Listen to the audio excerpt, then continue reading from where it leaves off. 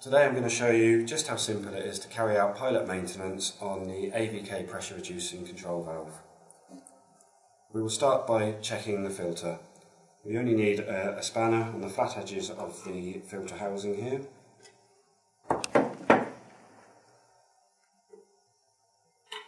And it is as simple as just undoing the thread to access the filter.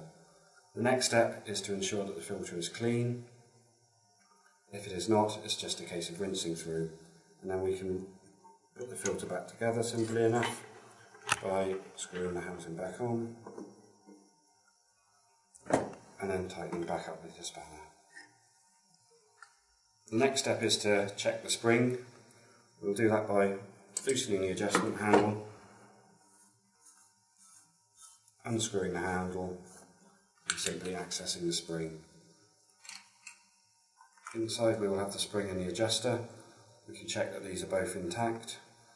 The inside of the pilot is clean and the inside of the adjustment handle is clean, and then we can put the valve back together. And then the handle simply screws back onto the pilot.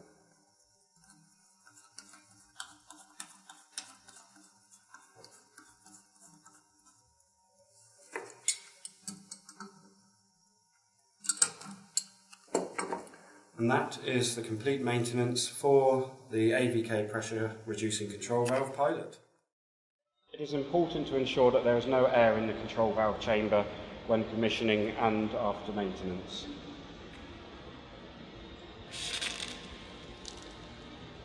The air bleed valve on top of the distribution block allows easy venting of air.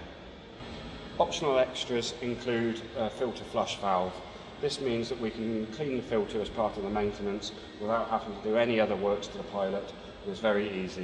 You simply open the valve and close the valve, and because water is passing through, we know that the filter is not blocked.